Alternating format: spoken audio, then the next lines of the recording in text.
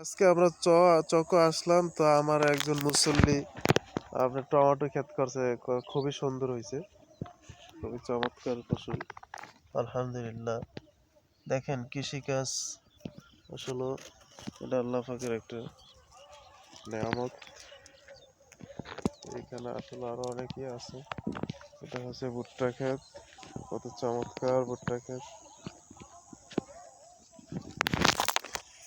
আসলে আজকে চকের মধ্যে আসছিলাম, তো দেখুন এটা হচ্ছে আলু ক্ষেত। আলু ক্ষেতটা খুবই সুন্দরভাবে হয়েছে। এটা আমাদের ভাই মুসল্লি হামিদ ভাই উনি করছেন, তো ভালো লাগছে আর কি বিকালবেলা। আর এটা হচ্ছে কফি পাতা বলা হয় এটারে, খুবই সুন্দরভাবে করা হয়েছে দেখুন। উনি একসাথে দুইটা ফসল করছে, এই সাইডে কফি কফি পাতা, এদিক দিয়ে হলো কফি ফুল। দেখেন কফি ফুলগুলা সুন্দরভাবে হয়েছে। কফিগুলা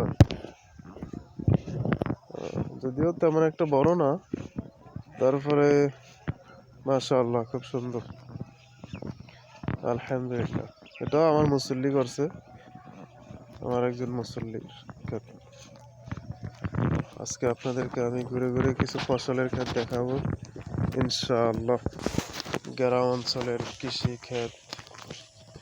এটা হচ্ছে লাউ। ঠিক আছে,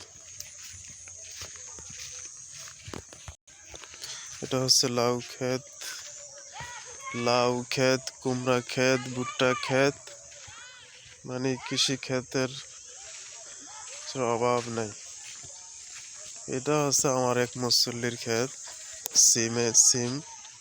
সিম ক্ষেত। এটা অত্যন্ত চমৎকার একটা সিম ক্ষেত। আলহামদুলিল্লাহ, আমি দোয়া করি এই ক্ষেতের ফসল আরো ভালো হোক। উনি নামাজি মানুষ, খুবই একজন ধার্মিক লোক। আল্লাহ ওনাকে কবুল মঞ্জুর করুক।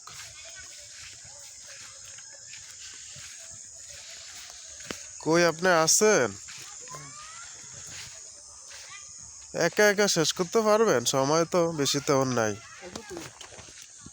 হ্যাঁ, অল্পই তুললেন, বেশি না করে লাইতাম না, সকালে তৈলে আমার আশা আবার থাকবো মাল আনতো না দোয়ান। হ্যাঁ ঠিক আছে।